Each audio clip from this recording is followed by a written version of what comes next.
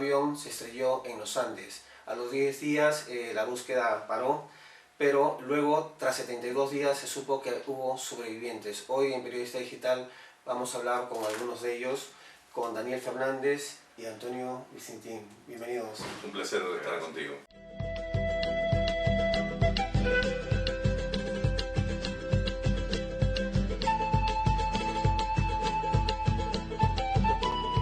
Creo que son 36 años, ¿no? Sí, 36 de lo ocurrido. 37 este año. 37 este año, ¿no? ¿Cómo recuerda los momentos vividos, así brevemente? Los momentos vividos en el 72. Sí. Y como si fueran de ayer.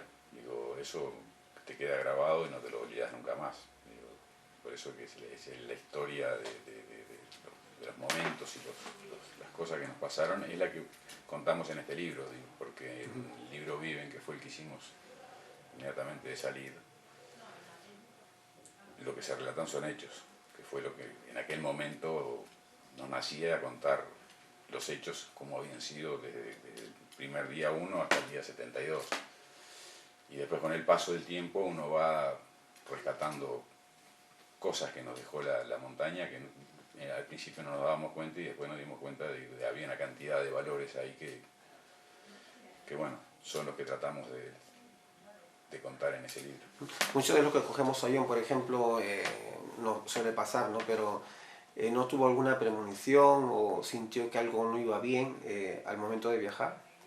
No, iba muy contento. Digo, la premonición la sentí cuando me caí.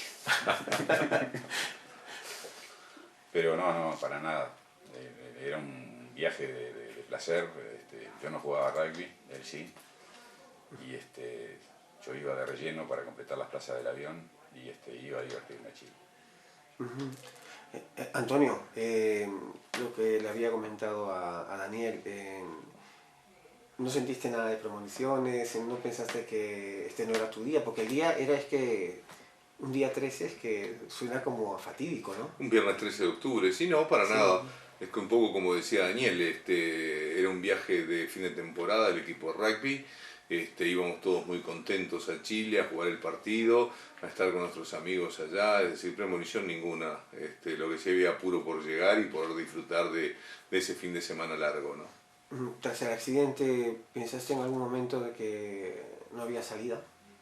Sí, en varias oportunidades, en varias noches en especial, te dabas cuenta y pensabas que te venía como un baño de realidad y lo que hacía era que te dieras cuenta de que ahí no podías salir, estabas en el medio de la cordillera a 4.000 metros de altura, en un lugar muy difícil y todo te indicaba que era imposible, pero tenías el convencimiento de que si la muerte te iba a encontrar luchando por salir y bueno, y todo lo que se produce allá arriba en la montaña, todo ese gran esfuerzo es lo que plasma el libro, la sociedad de la nieve, y es lo que nos permite a nosotros salir de ahí, esa sociedad que se crea en la cual cada uno tiene sus roles, en la cual hay diferentes roles y hay roles que van cambiando a medida que va pasando el tiempo, es lo que nos permite a nosotros poder salir de la montaña. Cuando los dos expedicionarios, creo que fueron Nando Parrado, ¿no? Nando Parrado, Roberto Canessa y Antonio Vicentín. Sí, somos los tres expedicionarios. Los que fuiste a buscar ayuda, ¿no? ¿En algún momento pensaste que os ibas a perder? O sea, que no llegarías a ver a alguien, porque tal como se ve desde el aire es que montaña tras montaña parece que nunca acaba, ¿no?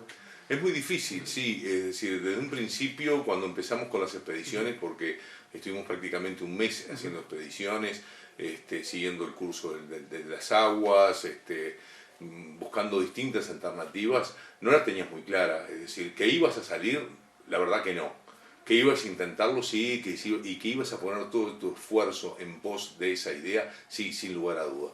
Pero toda la realidad, todo el estar rodeado de todas esas montañas enormes, con 20, 30, 40 grados bajo cero, te indicaba que iba a ser muy difícil todo, ¿no? Que nos podíamos perder, sí que nos podíamos perder, pero aparte de nuestro rol como expedicionarios, de buscar una salida, y bueno, y en eso estábamos. Una pregunta ya es para los dos, ¿creéis en Dios? Sí, Porque hay momentos que, por ejemplo, cuando te ocurre una tragedia dices, pues... Crees en Dios, pero te peleas con Dios, sí, te rebelás, y nos pasó eso allá. Es decir, te rebelás contra... no podés creer que alguien que se supone que es todopoderoso, que es todo misericordioso, te pueda haber producido ese accidente, podés haber visto morir a tus compañeros, te tuviste que alimentar con el cuerpo de tus compañeros, tuviste una luz. Es decir, era una prueba o una sucesión de hechos uno tras otro y no terminabas más. Entonces decís, ¿dónde está ese Dios misericordioso? ¿Por qué le está haciendo esto a un grupo de muchachos jóvenes que iban a jugar al rugby a Chile? ¿Por qué nos pasa esto? ¿Viste? Entras en una... a complicarte un poco con Dios, a cuestionar un poco ciertas cosas, ¿no? De por qué te pasan esas cosas. ¿Y Daniel, usted? No, pienso exactamente lo mismo. Y ahí tenés un cambio del Dios que te enseñaron en el colegio, sí, ese Dios que está en las estampitas, a otro Dios diferente. Pero que evidentemente el grado de misticismo que tuve en la montaña no lo voy a tener nunca más en mi vida. Digo, yo hablaba con Dios. Pero también tuve, sobre todo en el momento de la luz, una gran rebeldía, porque yo pensé, digo, Barbudo, ¿por qué me estás haciendo esto? Digo, era espantoso. Digo, no salíamos de una y nos caía otra encima, siempre, siempre. Y entonces decíamos, bueno, ¿para qué no? Matarnos ya de una vez por todas. Digo, pero en definitiva, digo, creo que esa creencia en Dios y ese fue unas cosas, esa fe fue lo que nos ayudó a seguir viviendo y a seguir teniendo esperanzas y lograr lo que logramos. Hablaba anteriormente con el autor, Pablo Bierzi, y le comentaba, ¿no?, que quizá se esperaba al final que la lista fuera de los más fuertes, pero en este caso ha sido como digamos, los más corpulentos y los menos, pero al final fue prácticamente una lista inesperada, ¿no? O sea, ¿no? Sí, fue una mezcla de débiles y fuertes, es decir, los fuertes cobijaron a los débiles sí, le dieron soporte emocional de repente a los más fuertes en sus momentos de debilidad. La sociedad, la sociedad de la nieve, fue la que hizo que todos pudiéramos salir, es decir, que los débiles y los fuertes, unos eran fuertes físicamente y otros eran fuertes psíquicamente, y esa mezcla de unos y otros, o esa ayuda de unos a otros, fue lo que nos permitió salir, porque no todos, durante los 72 días mantuvimos una integridad que dijimos, esa fortaleza brutal que uno de repente representa. Te quebraste en muchos momentos. Hubo muchos momentos de fracaso, hubo muchos momentos de desesperación, momentos en que decías, bueno, yo de aquí no me voy. Y sin embargo siempre aparecía alguno que estaba ahí, que te daba ese ánimo, que te hacía rearmar, que te hacía acordarte de tu familia, del por qué querías volver a tu casa, del por qué querías volver a ver a tu padre, a tu madre, a tu hermano, y darte ese objetivo, recordártelo, y vos volvías a luchar. Y eso fue todo parte del grupo, de la sociedad de la nieve, que hizo tanta fuerza para que saliéramos, ¿no? Y también hay un tema que es el factor suerte. ¿Dónde estabas sentado en el avión en el momento del accidente y dónde estabas durmiendo la noche de la luz? Digo, porque claro, los que murieron ahí, digo, no. Fue una lotería, por ¿no? la suerte, por la lotería esa de decir me siento acá, el caso de Pancho Delgado, que estaba sentado en la cola y lo sacan y lo mandan para adelante, si hubiera quedado en la cola se hubiera muerto. Digo, eso jugó mucho en el tema de por qué los más fuertes o los más débiles en la luz murieron casi todos los jugadores de rugby. Y eran fuertes. Hubo un azar que nosotros allá arriba muchas veces nos cuestionamos, es decir, ¿por qué? ¿Por qué mi compañero que estaba al lado murió? ¿Por qué los dos que estaban a mi otro lado, los dos se salvaron? ¿Por qué yo estaba en esa posición? Es decir, te cuestionás muchas cosas, ¿no? Porque da para cuestionarse, porque estábamos todos en las mismas condiciones físicas, en la misma situación, y sin embargo... Y ahí influyó también mucho el poder de la mente, ¿no? Digo, porque mantener la mente sana era fundamental. Digo, si caías mentalmente te destruías, te morías en una semana. Entonces eso es lo que decía él. Digo, la sociedad esa contribuyó a mantener esa mente de todos medio... Cuando alguno decaía, siempre había alguien que se le arrimaba y le hablaba y le trataba de encarrilar. En ese libro Viven, que se publica hace muchos años, ¿os veis reflejados? Cuenta exactamente... Te ves reflejada la historia, sí, los hechos cronológicos de cómo pasaron, quiénes vivieron, quiénes murieron, pero siempre dijimos que a ese libro le faltaba sentimiento, le faltaba contar la otra parte, que es lo que hace Pablo Bierzi en La Sociedad de la Nieve, es decir, cuenta qué sentimos, cómo lo sentimos, cómo los 16 sobrevivientes tienen distintas versiones o distinta óptica de cómo pasaron allá arriba, de cómo fueron las distintas situaciones, de cómo las sufrieron en forma individual. Y eso es lo que te transmite el libro. El otro te contaba los hechos fríamente, cómo habían sucedido. Acá entramos en la parte de qué sentí, cómo lo vi, cómo en ese momento a mí me llegó. Que creo que es la parte más importante y que a su vez cómo lo vimos nosotros 37 años después. No, eso es evidentemente, nosotros siempre nos quejamos de que cuando salió Viven y después la película Viven, le faltaba esa parte. Y nos decían que era muy difícil, porque los hechos cronológicos fueron de determinada manera y esos están reflejados acá y en Viven. Pero los 16 diferentes sentimientos de cada uno, para que los 16 estemos de acuerdo con este libro, tenía que haberlo escrito Pablo, que nos conocía y bueno, y que hurgó y logró eso. Ahí hay 16 visiones de cómo vivieron en esos 72 días.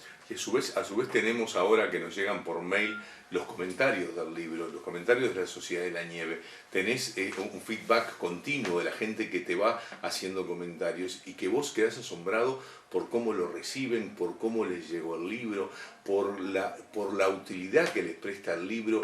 Pasa a ser, en vez de un libro de aventura o de relato o de historia, pasa a ser un libro de autoayuda. Es decir, en cómo me ayudó a mí a superar mis problemas de hoy en día, ver cómo ustedes superaron sus problemas hace 36 años.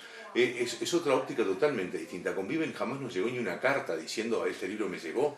Sin embargo, ahora hay cantidad de mails que te dicen cómo les llega el libro, cómo los atrapa, cómo el libro lo tienen que leer en prácticamente 2 días, o lo leen un día entero, o cómo van llevando el libro para que no se les termine, ¿no? Porque no quieren terminarlo. Hay gente que dice, lo voy dosificando porque no quiero que se me termine el libro.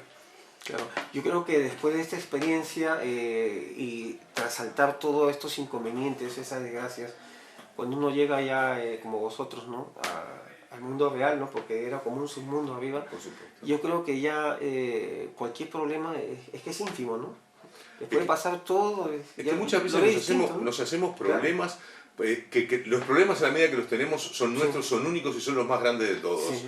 Y a la medida que los superamos, después cuando miramos para atrás, decimos, después de todo no eran tan grandes. Nosotros tuvimos una prueba muy grande, que fue el accidente en los Andes, y después, claro, como que cuando volvés a la sociedad a veces te complicás por muchas cosas y otras decís, y yo me estoy haciendo problema por esto cuando superé aquello que fue mucho más grande, ¿no? Creo que por ese lado te deja una gran enseñanza, ¿no? Que hay que vivir los momentos y que no hay que hacerse, digamos, el ser humano es capaz de superar los problemas y bueno, y hay que apelar a veces a la fuerza, a esa fuerza interior que el ser humano tiene para poder salir adelante. Daniel, con Nando creo que fuiste uno de los que llegaron a los Maitenes, ¿no? No, ¿O fue Nando y Canesa? Nando y Canesa fueron los que llegaron a los Maitenes. ¿En algún momento vosotros pensasteis que tendrían éxito, que vendría a buscarles? Sí, estábamos 100% jugados esa expedición. Cuando él vuelve de la montaña, que baja, porque ven exactamente en el lugar que estábamos, porque ahí cuando llegan a la parte más alta y se dan cuenta que estamos en el medio de la nada, que para los 360 grados era lo mismo, no dice, es muy difícil. Bueno, ellos lo vieron difícil allá arriba también y resolvieron que los 3 no podían ir, iban a ir 2. Pero teníamos jugados totalmente los boletos a que esos 2 iban a llegar y tratábamos de ver cómo le mantenías el espíritu alto a los que quedaban en el avión, que estaban en condiciones físicas bastante embromadas y que para ellos, si esa expedición fracasaba, si Nando y el músculo no llegaban, era la muerte. Y entonces había que estimularlos y decir, no, quédense tranquilos que vamos a llegar, y había un convencimiento de que iban a llegar. Claro, en esta Sociedad de la Nieve, los expedicionarios eran las piernas de los que quedaban en el avión, y los que estaban en el avión a su vez eran los que dirigían un poco qué era lo que se hacía, y eran los que hacían sacrificio tanto físico como de ropas y de cosas para que los expedicionarios estuvieran en mejores condiciones. Eso fue parte de la base de la Sociedad de la Nieve. Así brevemente, ¿cómo vivieron el momento, memorando, ¿no? El momento en que creo que llega el helicóptero No, lo escuchamos por la radio. por la radio? Claro. Daniel, estabas vos con ese tema. Escucharon la misma radio que hacía prácticamente que a los 7 días escucharon que no se nos buscaba más. Esa misma radio se guardó y quedó ahí. Y esa radio en el alud se quedó abajo de la nieve y del hielo y apareció como un mes y pico después. Y ahí, bueno, la agarré yo y la puse arriba del fuselaje para que se secara y demás, y la radio anduvo. Digo, estaba con las pilas puestas, no se consumieron, digo, fue milagroso. No, y curiosamente, el día antes o 2 días antes perdiste la radio. Venía. Bueno, estabas en ese tiempo, escuchaba todos los días. Ahí fue donde había sintonizado el espectador y sentía todas las noticias de Montevideo y estábamos sabiendo lo que estaba pasando en Montevideo. Y bueno, y con esa radio escucho la noticia de que habían llegado. Y como me refería al momento en que vienen a rescatarlos, o sea. Bueno, sabíamos que venían por lo de la radio, nos preparamos, esa es otra de las cosas curiosas. Sí. Tuvimos durante prácticamente 70 y algo de días la propiedad colectiva, todo era de todos y cada uno colaboraba con lo que podía. Sin embargo, cuando sentimos que nos venían a buscar, cada uno preparó su bolso, volviste a tener tus propias cosas y se preparó para irse del lugar. No, y las ropas que estaban cambiadas. Claro. Ese saco es el mío y devuélvemelo. Porque nosotros con eso que habíamos conseguido, volver a nuestras casas, que fue nuestro objetivo, nosotros nunca pensamos que la historia iba a tener la trascendencia que tuvo. Nosotros queríamos volver a nuestras casas con nuestros papás, con nuestras mamás, y nada más que eso. Y cuando vimos los helicópteros, sentimos el ruido y demás, ya estábamos salvados, y era cuestión de esperar horas, una gran alegría, evidentemente, ¿no? Creo que uno de vosotros, creo que fue usted, que regresó, ¿cómo se llama?, al lugar de los hechos, ¿no? Sí, volví 6 veces al lugar. Es un lugar que es imponente porque estás rodeado de montañas, estás a 4.000 metros de altura, todo nevado, pero cuando el cielo está celeste y el sol te ilumina, es un lugar espectacular con una belleza increíble. Es un lugar donde sentís lo pequeño que es el hombre y lo fuerte que es la naturaleza, y a su vez es un lugar que tiene un sentimiento muy especial, porque están tus compañeros que murieron, están tus compañeros que gracias a ellos yo estoy acá, y es un lugar donde vas a decirles, me acuerdo de ustedes, no me voy a olvidar nunca, y es un lugar donde vas a rendirle tributo, donde te acercás un poco más a lo que fuimos en aquel momento, a esa sociedad cerrada, fuerte, que tuvo su pacto de vida y de muerte. Qué ironía, ¿no? Pasar en un avión una postal, qué belleza de paisaje, y pensar que en lo más recóndito de ahí puede ocurrir un infierno, ¿no? Sí, pero un infierno, pero ojo, como dice él, a pesar de haber estado ahí adentro, nosotros en la última etapa, íbamos logrando un misticismo, una paz, una espiritualidad muy grande, y tuvimos unos momentos de plenitud que no los vamos a tener nunca más en la vida. Lo que sentimos ahí adentro, pues yo por eso no fui nunca más, porque yo me quedé con ese recuerdo de la montaña. Yo sí pienso que si vuelvo me voy a encontrar con un cementerio y con la parte fea, que es la que no quiero volver a ver. Para finalizar, porque veo que tenéis muchas entrevistas, comentaba el autor que tenéis una fundación. ¿A qué se dedica esa fundación? Sí, la fundación es reciente y nos estamos dedicando a recuperar familias que están en las mismas condiciones que estábamos nosotros allá, en condiciones de sobrevivencia, están en el límite, y bueno, tratar de sacarlos de ahí y ayudarlos a que crezcan y que agarren un camino propio. Y bueno, tenemos una serie de proyectos encaminados y que van muy bien. Muchas gracias Daniel y Antonio por haber sido Periodista Digital. Un placer, gracias a ti. Gracias a ti.